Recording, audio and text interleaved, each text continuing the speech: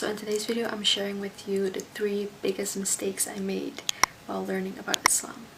But before talking about those things, we should first go back to the very beginning.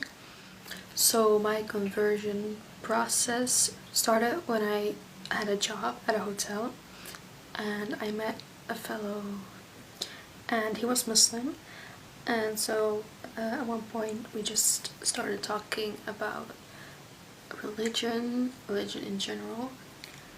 So anyway, these talks with my colleague made me want to look into religion more, and so I started researching not just Islam but also Christianity and Judaism. Anyway, so I started learning more about the different religions in the world, and this also enabled me to start asking my colleague more questions about his faith. And of course he was brought up as a Muslim, so it wasn't really like he chose for that faith, but still I wanted to ask him, like, why do you do this? Why did you choose this religion? Why do you pray this way? Why do you do this? You know, just general questions. And it was like, the more I learned about it, the more interested I became in Islam specifically. So I started to do some more research on my own, but I soon found out that there's a lot of different opinions on Islam. I thought at the beginning, okay, there's one Islam, I have to look into Islam. There are so many different versions of Islam, and I had no idea which source I could rely on. So in the beginning I just asked all my questions to that colleague because he seemed quite knowledgeable, and for your information, he is Sunni. So besides asking questions to that colleague of mine, I also did a lot of researching on Islam on the internet. And the internet is a dangerous place, man. It really is. There is so much information out there that's just completely unreliable and sometimes completely false. But at the time I had like barely any knowledge of Islam, so I just read anything that even sounded reliable, but I had no idea. So I just read everything that I could possibly find. And that's probably the first biggest mistake I made, is I listened to everyone who had something to say about Islam. I simply did not know how to distinguish truth from falsity. So I took everyone by their word, and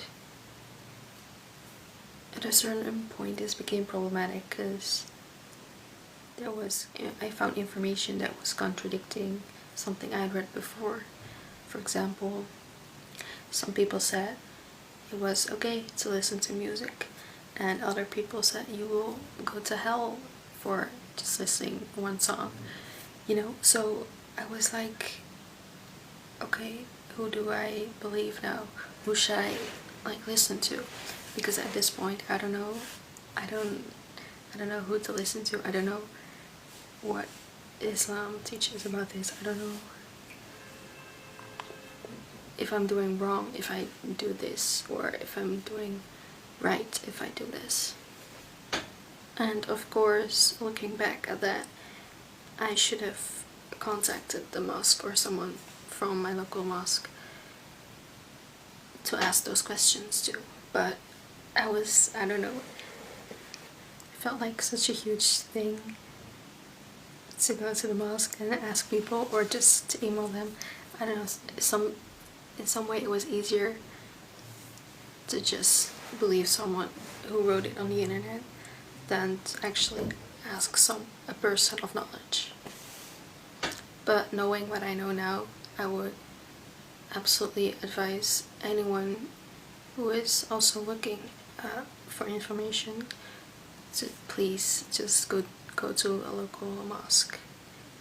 Go to a person of knowledge. Just ask them, and don't rely on some people on the internet that you don't even know, because they're probably just bullshitting. And the second mistake I made kind of ties in with this, and it's that because there was so much information out there, I became obsessed with learning more. I wanted to know every little detail, every fatwa that I could find on the questions I had and the things I struggled with. You know, I spent so many hours on that site. Maybe you know it. It's islamqa.com. There is so much knowledge on there, so many questions and so many answers. It's like a world of information, and I would just spend hours on there just reading questions that I hadn't even thought of. I would spend so much time just reading those questions and answers, and I read questions that I didn't even want the answer to, but now that I've read the question, I want an answer to, and so that's how I just kept going. Yeah, I would spend way too much time there. And it's kind of foolish because I hadn't even converted to Islam at that point. I was gaining all this information because to me it felt like, okay, I have to know every single detail. Actually say my shahada. I needed to know everything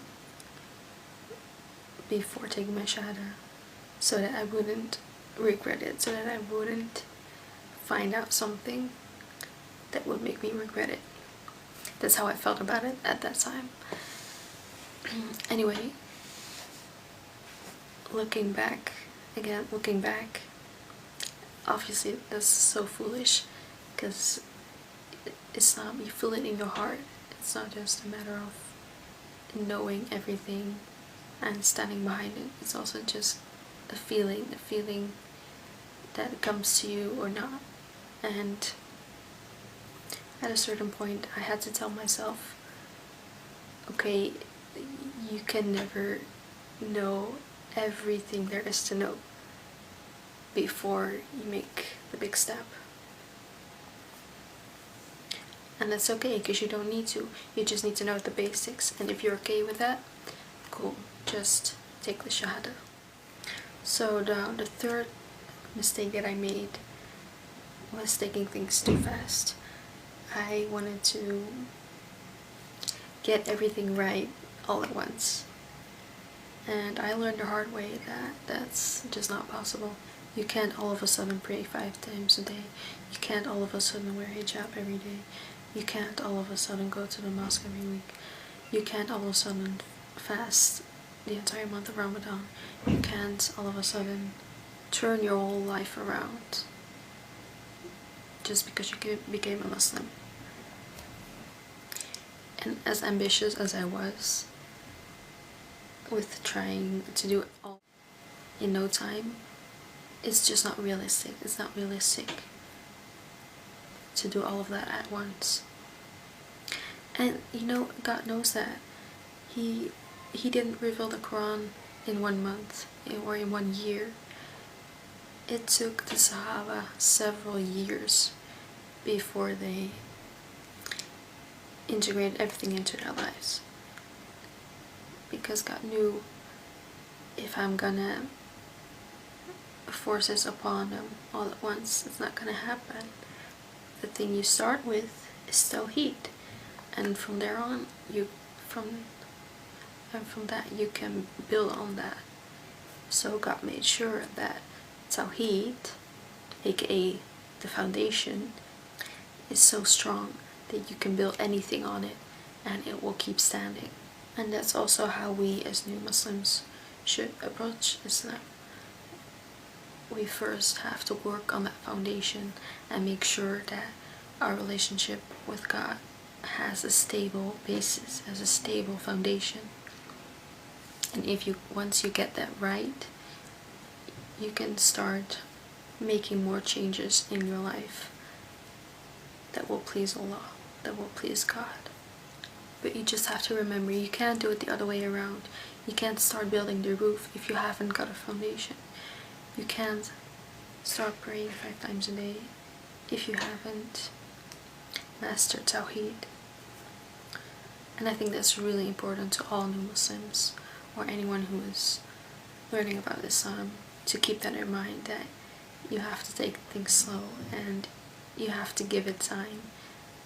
The most important thing is that you work on your relationship with God, and that you ask Him for guidance, and that you ask Him to help you with making all the changes. And if you do that, then everything else will follow. So I hope you enjoyed this video. Please give it a thumbs up if you liked it. Leave a comment down below what you thought of it. And if you don't want to miss any of my new videos. Okay, that's it. I'll see you next time. Bye.